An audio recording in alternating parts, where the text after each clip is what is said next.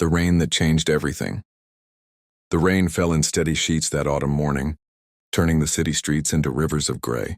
David stood at the bus stop, his new suit jacket pulled tight around his shoulders, checking his watch for the third time in as many minutes. Today was the day he had worked toward for 5 long years. Today was his final interview at Morrison & Associates, the most prestigious architecture firm in the city, his heart hammered with nervous excitement. This wasn't just any job. This was his dream. The position would let him design buildings that could change skylines, create spaces where people would live and work and build their memories. He had sacrificed so much for this moment. Late nights, empty weekends, relationships that faded because he was always too busy, always too focused on this single goal. The bus was late. Of course it was late. On this day of all days, David shifted his weight from foot to foot, anxiety creeping up his spine like cold fingers. He couldn't be late. Mr. Morrison himself would be conducting this interview. The man was known for his punctuality, his precision, his absolute intolerance for excuses. Being late would end everything before it even began. Through the curtain of rain, David saw her. An elderly woman struggled along the sidewalk, maybe 50 yards away. She moved slowly, painfully, one hand gripping a worn canvas bag, the other pressed against a storefront wall for balance. Her thin gray coat was already soaked through, clinging to her small frame. She took a few more steps, then stumbled, falling to her knees on the wet concrete. David's breath caught in his throat. He looked down the street. Still no bus. He looked at his watch. 20 minutes until his interview. The firm was 15 minutes away if the bus came right now. He looked back at the woman. She was trying to stand, failing, falling back down. Her bag had spilled open, its contents scattered across the sidewalk, washing away in the rain. The moment stretched out like taffy, like time itself was holding its breath. David knew what he should do. He also knew what it might cost him. His feet made the decision before his mind could catch up. He ran toward her, his dress shoes splashing through puddles, his carefully pressed suit becoming as soaked as hers. When he reached her, he knelt down beside her without hesitation. "Are you all right?" he asked gently, placing a steadying hand on her shoulder. The woman looked up at him with watery blue eyes. Her face was pale, lined with age and pain. "My ankle," she whispered. "I think I've twisted it. And my things. My medicine." David looked around quickly. Pills, papers, a small wallet, all being swept away by the streaming water. He gathered what he could, stuffing them back into her bag with careful urgency. Then he helped her to her feet, letting her lean her full weight against him. "Where do you need to go?" he asked. Just home. 3 blocks. But I don't think I can walk." 3 blocks. David checked his watch again. The numbers blurred in the rain. Even if the bus came this very second, he was going to be late. Possibly very late. He made his choice. "I'll help you," he said simply. They moved slowly through the rain. The woman's arm around his shoulders, his arm supporting her waist. She was lighter than he expected, fragile as bird bones.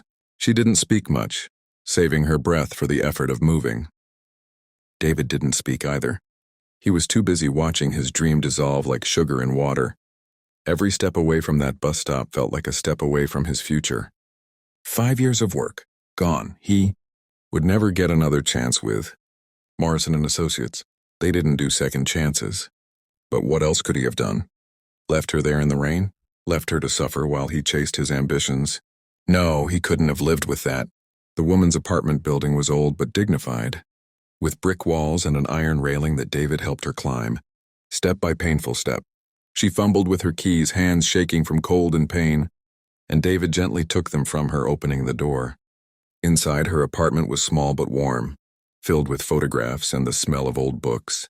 David helped her to a worn armchair, found a blanket to wrap around her shoulders, and called for an ambulance despite her protests. "You've done too much already, young man," she said softly. "I've made you late for something important." "I can see it in your eyes." David tried to smile. "It's okay," he lied, though his heart was breaking. "No," she said firmly, her blue eyes suddenly sharp and clear. "It's not okay, tell me. What have I cost you?" Something in her tone made him answer honestly. The words spilled out, the interview, the dream job, the 5 years of preparation, the career that had just slipped through his fingers like rain. The woman listened quietly, her expression unreadable. When he finished, she nodded slowly. Morrison and Associates, she said. I know it well. Then she did something unexpected. She smiled. Young man, do you know who I am? David shook his head, confused. My name is Catherine Morrison. My late husband founded that firm 40 years ago. My son runs it now. And I've been on my way to the office this morning before my ankle decided otherwise because I still sit on the board. I still have a say in who we hire. David felt the world tilt sideways. He couldn't breathe, couldn't speak. Catherine reached for her phone with steady hands. The interview you missed?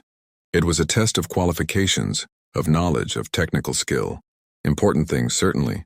She dialed a number, held up one finger to David. But character? Compassion? The willingness to sacrifice for others? We can't test for that in an interview room. We can only hope to see it in how someone lives their life. She spoke briefly into the phone, then hung up and looked at David with warm eyes. My son is expecting you tomorrow morning. Same time. He'll know who you are, the young man who gave up everything to help a stranger in the rain. The young man who chose kindness over ambition.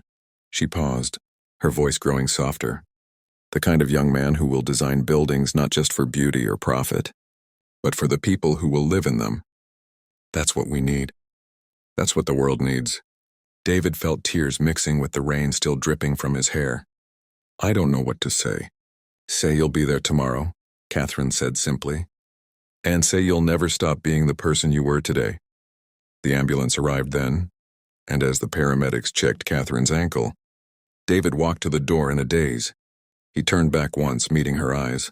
Thank you, he whispered. No, she replied, her eyes twinkling. Thank you. You reminded me why we do what we do. Outside, the rain had slowed to a gentle mist. The city looked different somehow. Softer, kinder, full of possibility. David walked slowly toward home, his ruined suit hanging heavy on his shoulders, his heart lighter than it had been in years. Sometimes he thought losing everything is how you find what really matters. Sometimes the detour is the destination. Sometimes helping a stranger in the rain doesn't cost you your dream. Sometimes it gives you something better. The next morning, David walked into Morrison and Associates with his head held high, ready not just to design buildings, but to build a life of meaning. And it all started with one choice. One moment, one rainy morning when he decided that being human was more important than being successful. As it turned out, sometimes you could be both.